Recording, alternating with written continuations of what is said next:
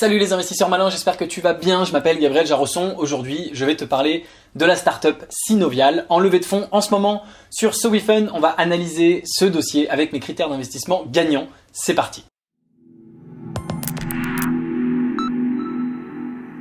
On commence tout de suite. Je suis sur le site de SoWeFund. Je suis sur la page de Synovial, je suis armé de mes critères d'investissement gagnants, tout est prêt. Évidemment, quelques petites précisions avant de commencer. D'une part, si tu veux retrouver mes critères d'investissement gagnants en détail, tu peux soit télécharger un PDF gratuitement dans la description de la vidéo pour te familiariser avec les critères. C'est vraiment quelques pages, très rapides à lire. Et d'autre part, si tu veux les connaître plus en détail, bien sûr, je t'invite à acheter mon livre. Et si tu veux pas l'acheter, eh bien je te l'offre. Le lien est dans la description, je te l'envoie chez toi. Tu as juste à payer les frais de port, je paye le livre, il coûte 24,80 €. Est-ce qu'elle est pas belle la vie? Première chose. Deuxième chose, et après on attaque direct, si tu veux investir avec moi dans des dossiers à fort potentiel que je trouve, que je déniche en France et dans la Silicon Valley, des startups qui sont pas sur les plateformes, eh bien tu peux rejoindre le club privé Léonis Investissement. C'est ce qu'on fait, on est plus de 160 au moment où je fais cette vidéo en très très rapide augmentation et on investit tous ensemble dans des boîtes géniales, notamment de la Silicon Valley. Alors c'est parti pour Synovial. Synovial, je me suis fait une anti-sèche ici que tu vois, c'est un test qui va aider à mieux cibler les pathologies rhumatoïdes inflammatoires. Alors évidemment, je ne suis pas médecin, je ne suis pas spécialiste de la medtech, donc c'est pas un dossier hyper facile pour moi à analyser. On va quand même regarder ensemble. Je précise très ouvertement et très humblement que c'est pas ma spécialité. On va quand même analyser et regarder le dossier avec mes critères d'investissement puisqu'ils peuvent tout à fait s'appliquer. Et donc dans les rhumatismes inflammatoires chroniques, ce qui est expliqué dans cette petite vidéo que je viens de regarder et que bien sûr je t'invite à regarder également, c'est que il y a tout un tas de tests possibles, tout un tas de traitements possibles, et que finalement les médecins les prescrivent un petit peu au hasard. Eh bien, Synovial a développé le Synotest et c'est un test qui va permettre en ligne de savoir quel traitement il faut prescrire, de prescrire la meilleure biothérapie parmi celles actuellement proposées. Qu'est-ce qui se passe si on prescrit la mauvaise? Eh bien, on va perdre des mois, voire des années. Le patient, pendant ce temps-là, continue de souffrir, sa condition empire et évidemment, on perd du temps, le patient souffre et d'ailleurs, ça fait aussi perdre de l'argent au système de santé français, comme il l'explique. Mais enfin, c'est même pas le plus important. Le plus important, c'est que on ne guérit pas le patient. Et on va donc regarder tout ça ensemble. Alors déjà une première chose moi que je vais chercher à comprendre, alors c'est bon, je vais pouvoir effacer l'anti-sèche maintenant que j'ai fait semblant que j'avais tout compris.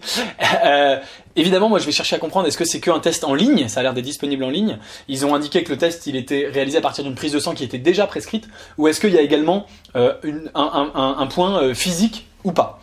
Évidemment on est sur quelque chose où ici ils veulent finalement financer un nouvel essai clinique et donc on est sur du très très très long terme, on est sur quelque chose qui n'a pas encore vraiment de traction puisqu'il n'est pas encore vraiment lancé finalement, donc ça on peut tout de suite on peut tout de suite partir de ce principe là. Ça ne veut pas dire qu'il n'y aura jamais de traction, bien au contraire, c'est probablement un vrai problème, un vrai besoin, mais évidemment, moi je regarde toujours à l'instant T au moment où on investit, est-ce que oui ou non, il y a de l'attraction validée par le marché? Aujourd'hui, non. En revanche, le marché, lui, on peut dire qu'il existe puisqu'il y a 35 millions de patients dans le monde qui souffrent de maladies rhumatoïdes telles que la polyarthrite rhumatoïde ou la spondylarthrite ankylosante. Voilà, c'est sympa pour se réveiller c'est pour préparer avant de monter sur scène le théâtre, tu peux dire spondylarthrite ankylosante, c'est pas mal.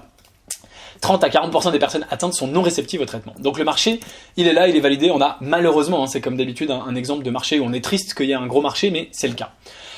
Il a mentionné, avant vraiment d'entrer dans le détail, je prends toutes les infos que je peux assez rapidement traiter. Il a mentionné dans la vidéo que c'était protégé par un certain nombre de brevets. On va regarder plus en détail. On n'a rien ici sur... D'accord, c'est étrange, mais il l'a indiqué dans la vidéo. Donc si c'est breveté, ça leur donne un unfair advantage, tu sais.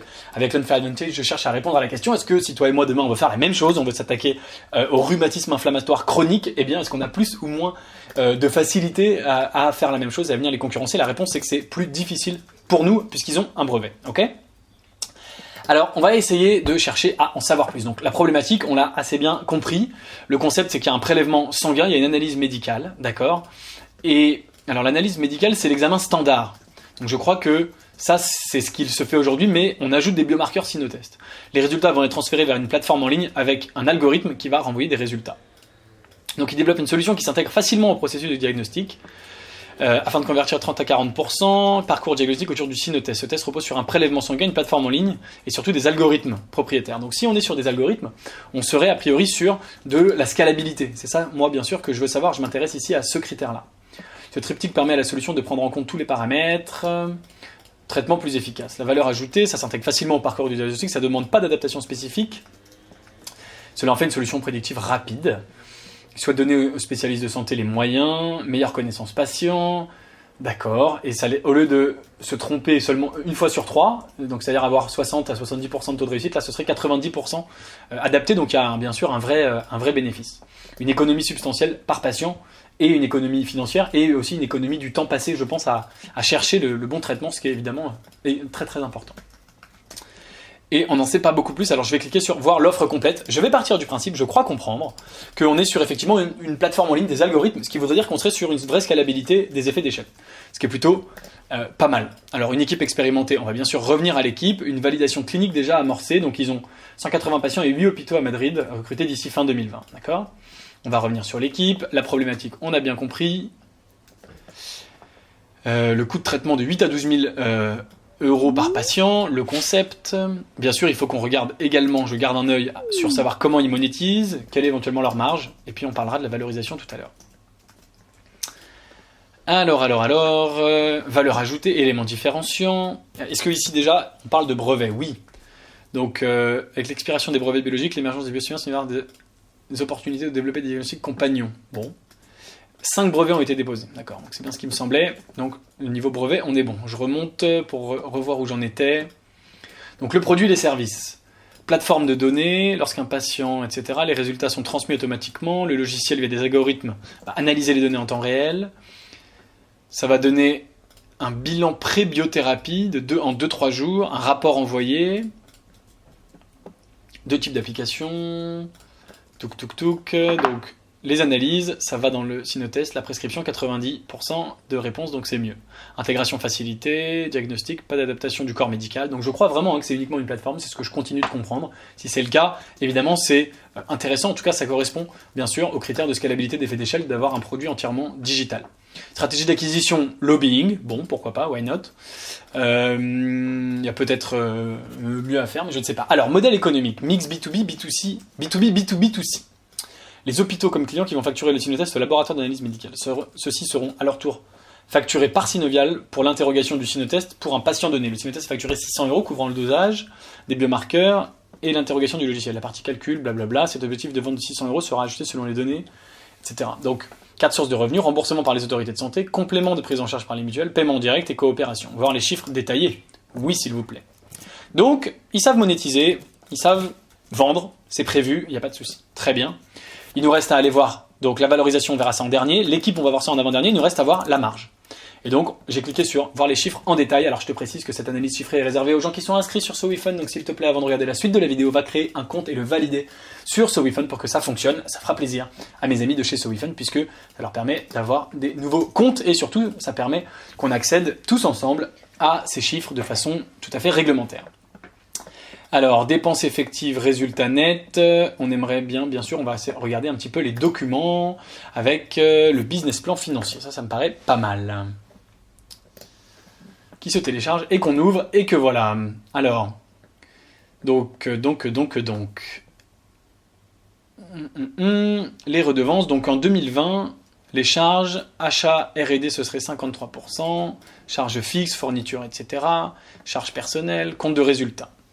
Donc chiffre d'affaires, marge brute. Donc ils auraient une marge brute de 50%, tout pile. Free cash flow. Donc 2020, ils veulent faire 300 000 € de chiffre d'affaires. C'est ce qu'on retrouve, j'imagine, ici. J'ai pas regardé, en fait. Je suis passé vite parce que c'est pas ce que je voulais voir. Non, ici, on a écrit 150 000. Et ici, c'est les tableaux de flux. Donc ils veulent faire 300 000 d'EBITDA. Bon. Il y a peut-être à voir s'il y a des...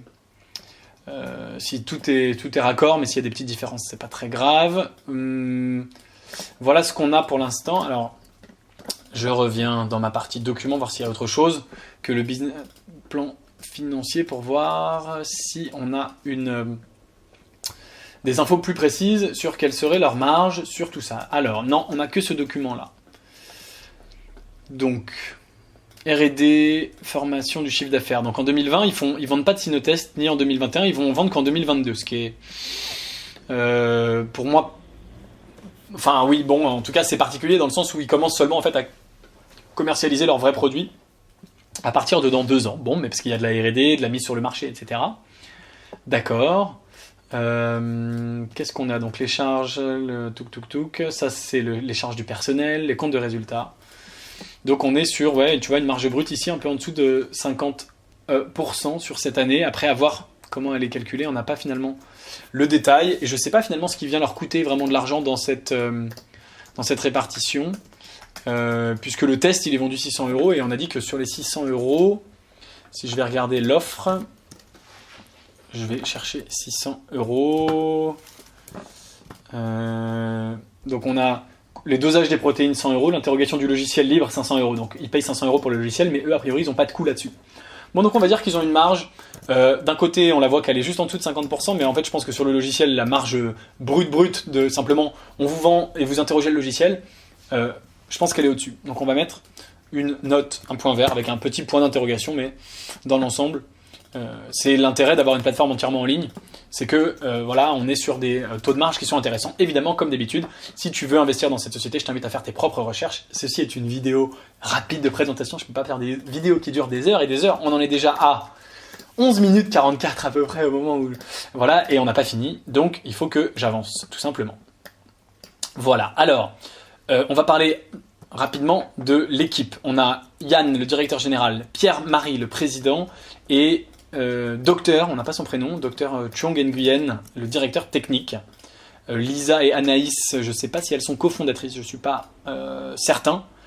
Donc je ne vais pas aller regarder. Et puis on a ici des advisors. On va regarder le profil des 3 cofondateurs. Comme d'habitude, on cherche à savoir si ils ont de l'expérience entrepreneuriale préalable et s'ils sont complémentaires. Ici, on a quelqu'un, Yann, qui vient de Grenoble École de Management, qui est celui qu'on voit, je crois, dans la vidéo.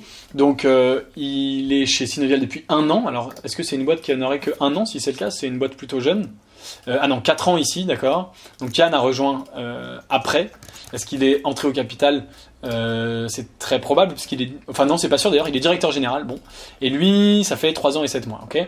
Donc, ici on a le directeur technique, il vient de l'université de Grenoble. Qu'est-ce qu'il a fait avant? Postdoctoral researcher, donc c'est un chercheur. Jusqu'en 2014, il faisait de la recherche. Donc intéressant d'avoir un chercheur, pas forcément, enfin à voir, hein, il y a bien sûr une grande différence entre ceux qui font des recherches et les gens qui montent des entreprises, qui agissent, qui sont des acteurs, c'est pas toujours la même chose, mais ok. Ensuite, on va voir le profil de Pierre-Marie, donc lui c'est vraiment le CEO, président, le fondateur depuis 2015. Avant, il était CFO et COO, Chief Operating Officer de Melitech SAS, une biotechnologie, donc de 2013 à 2016, d'ailleurs ça s'est visiblement un petit peu chevauché, et il était également COO et CFO de Smart & Blue SAS, donc une expérience entrepreneuriale. Il n'était pas cofondateur, mais visiblement quand même il a une petite expérience, et lui c'est quelqu'un qui vient de l'université de Grenoble, un chimiste et un biologiste.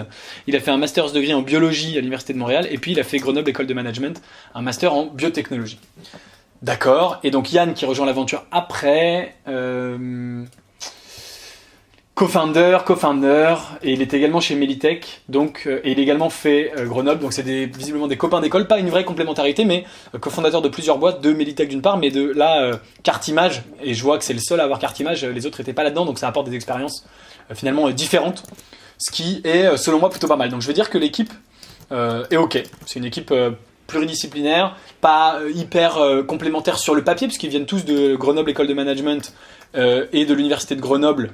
Donc il y a ouais, enfin remarque, ça va, ça c'est une école de commerce, et ça c'est une université, mais c'est plutôt une formation scientifique, hein, visiblement. Donc il y a une petite, ça va, il y a une certaine complémentarité.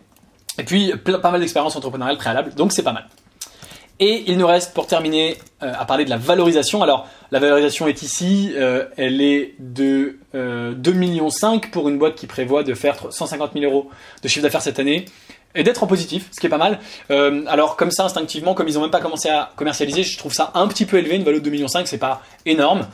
Et puis ils ont quand même 5 brevets. À nouveau, hein, dans la valorisation, il y a où ils en sont, quelle est l'équipe, quel est leur projet, mais le fait qu'ils aient des brevets, évidemment, ça veut dire que s'ils veulent avancer, ils sont les seuls potentiellement à pouvoir avancer sur ce sujet-là. Alors un brevet, ça vaut ce que ça vaut, c'est toujours contournable, etc. Mais c'est quand même pas mal. Ils ont un brevet, donc je vais mettre Je vais mettre un nom pour la valo, je vais dire que c'est un peu trop élevé, mais c'est un petit nom. Voilà. Parce qu'ils ont quand même ces brevets, mais en même temps, enfin voilà. Après, encore une fois, c'est effectivement difficile dans le sens où on est sur du médical, ça prend forcément du temps, donc c'est normal d'une certaine façon qu'ils aient pas de traction, qu'ils aient pas encore beaucoup de chiffre d'affaires.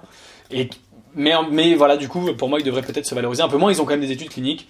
C'est difficile, tout dépend vraiment enfin, comme toujours dans les startups, c'est un pari sur l'avenir. Celui-ci est encore plus un pari sur l'avenir peut-être que d'habitude, parce qu'ils n'ont pas une réalisation actuelle de chiffre d'affaires, ce qui n'est pas dans mes critères d'investissement personnel. C'est pour ça que je leur mets ici un point négatif. Ça reste mes critères personnels et chacun, bien sûr, il va de sa vision et chacun a tout à fait le droit d'avoir son avis. Voilà pour Synovial. Moi, j'en ai terminé avec mon analyse. Dis-moi si tu es d'accord, pas d'accord, avec quels critères tu es d'accord. Tiens, je te les remets, voilà. Avec lesquels tu n'es pas d'accord, dis-moi ça en commentaire et pourquoi. Il n'y a pas de souci. Hein, je suis ravi de débattre avec toi s'il y a des points sur lesquels tu n'es pas d'accord avec moi. Dis-moi ce que tu penses de Synovial. Est-ce que tu vas investir ou pas? Si tu veux savoir à titre perso si j'investis, eh bien, je te donne rendez-vous dans mon club privé. Le lien est juste en dessous dans la description. Évidemment, si tu veux par ailleurs investir avec moi dans des startups à fort potentiel dans la Silicon Valley, enfin des startups de la Silicon Valley et des startups françaises à très fort potentiel que je déniche et qui ne sont pas sur les plateformes, tu peux évidemment rejoindre le club. C'est tout pour la vidéo, j'attends donc ton avis sur Synovial en commentaire. Si la vidéo t'a plu, bien sûr, aime-la, partage-la. Si t'es pas encore abonné à Léonis, évidemment, abonne-toi à la chaîne YouTube, bouton s'abonner juste en dessous. Et moi, je te dis à très bientôt pour une prochaine vidéo. Ciao.